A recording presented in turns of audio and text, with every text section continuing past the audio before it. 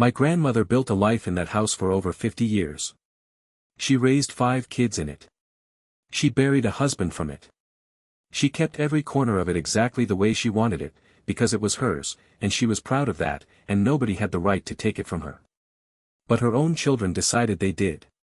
They talked her into a nursing home, the cheap one, 30 minutes outside of town, told her it was for her safety, told her it was the right call, told her they'd take care of everything. And then they called a realtor. Before she'd even finished unpacking her room.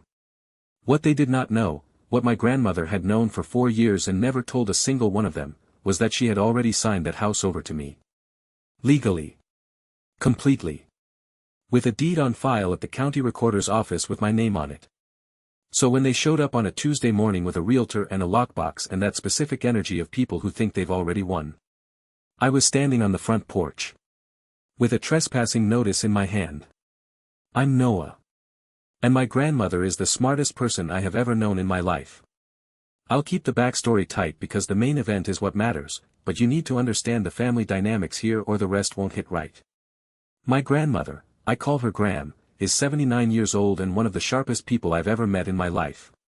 She raised 5 kids in a big historic craftsman house that she and my late grandfather bought in the early 1970s. It's a beautiful property, original hardwood floors, a wraparound porch, 3 bedrooms, on a half-acre lot in a neighborhood that has gotten extremely desirable over the past decade. Comparable homes in that area are selling north of $600,000. Everyone in the family has known this for years. My aunts, I'll call them Diane and Patrice, and my uncle Robert are 3 of Graham's 5 kids. They are, to put it plainly, the greedy ones. They've never been subtle about it. At family gatherings they've made comments about what happens with the house eventually, for as long as I can remember. They've brought it up directly to Graham. She always shut it down the same way, politely, clearly, and with the kind of finality that should have told them she wasn't confused about what they were angling for. My dad, Graham's 4th kid, passed away when I was 14. It's been me and Graham close ever since. I mowed her lawn through high school, drove her to appointments through college, helped her with tech stuff and house repairs and whatever else came up.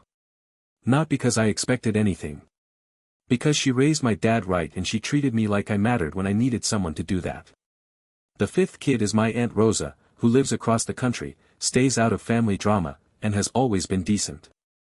She's relevant at the end. About 8 months ago, Diane, Patrice, and Robert staged what I can only describe as a coordinated campaign to convince Graham she needed full-time care. They started bringing up safety concerns.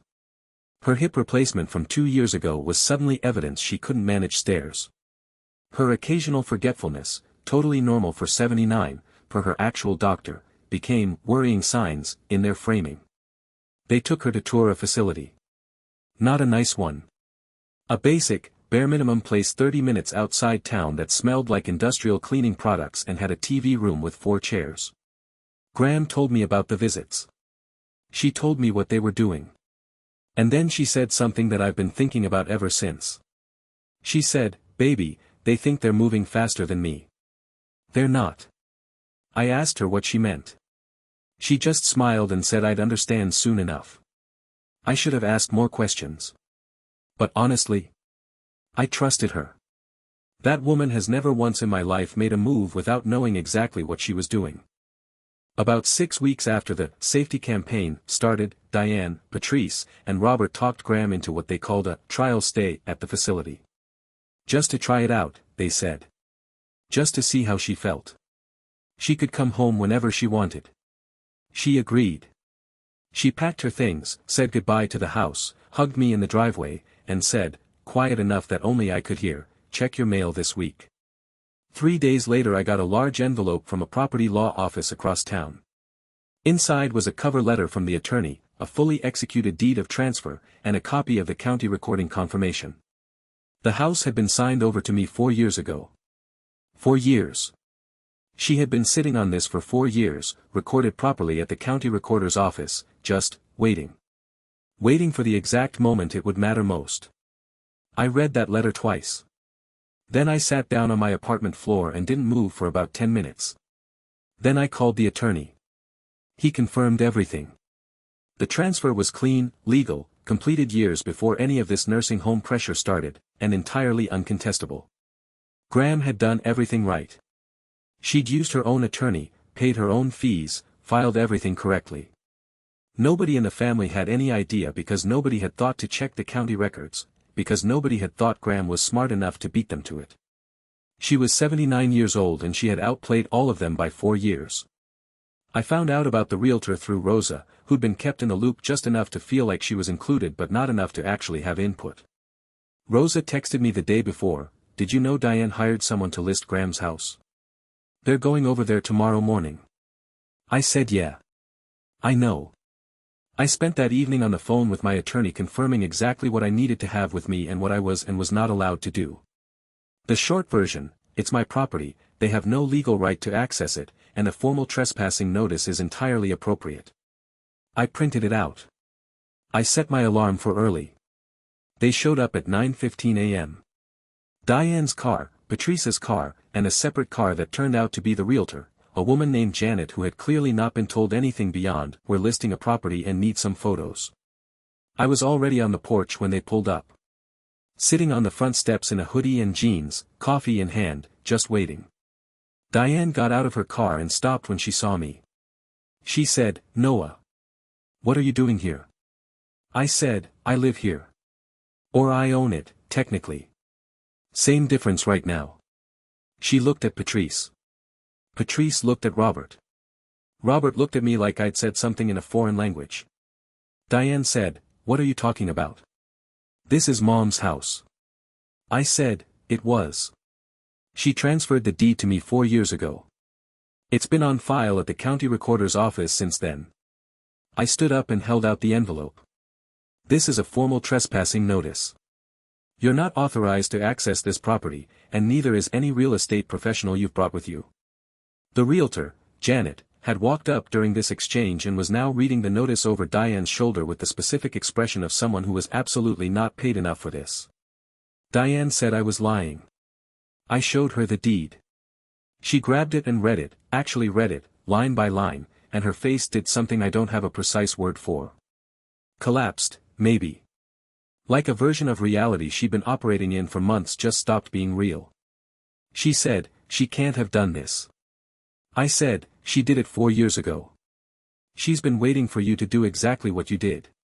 Robert tried the whole "we'll contest it" angle. I told him he was welcome to consult an attorney about contesting a clean, recorded deed transfer executed by a mentally competent adult with her own independent counsel 4 years before any care conversation happened. He could absolutely do that. He has not done that. Because his attorney presumably told him there is nothing to contest. Janet the realtor excused herself politely, said she had another appointment, and left. I almost felt bad for her. Almost. Graham is still at the facility, but not because she has to be. She told me she actually likes having people around and not having to manage a big house alone. She said she might stay through winter and see how she feels. She has her own room, she's made 2 friends, and she told me on the phone last week that the food is better than she expected. I've started fixing up the house. New paint on the porch, some landscaping work, a few repairs she'd been putting off. It's a beautiful property and I'm going to take care of it the way she did. Diane hasn't spoken to me since the driveway. Patrice called once, cried, said it wasn't fair. I let her finish, told her I was sorry it felt that way, and said Graham made her own decision with her own attorney with her own resources and that's called property rights. Rosa called to say she was proud of me. I told her to thank Graham, not me. I didn't do anything except show up. That's all she ever needed from me. Turns out it was enough. Someone asked what happens to the house when I'm gone. I've already talked to Graham's attorney about updating my own estate plan. The house stays in the family the right way Graham intended, through people who showed up, not people who waited for her to be gone. Someone asked if I feel bad for Diane and the others. I feel bad that they chose money over their own mother. That's a choice they made and they have to live with it. I don't feel bad about the outcome. And someone asked what Graham said when I told her how it went. I called her right after they left the driveway. Told her what happened, how it played out, how Diane's face looked when she read the deed. She was quiet for a second. Then she laughed, the real kind, the one that goes all the way, and said, "Baby, I told you they weren't moving faster than me." She was right. She always is. Diane, Patrice, and Robert spent months running their play. Convincing Graham. Picking the facility. Calling the realtor. They thought they were ahead of it.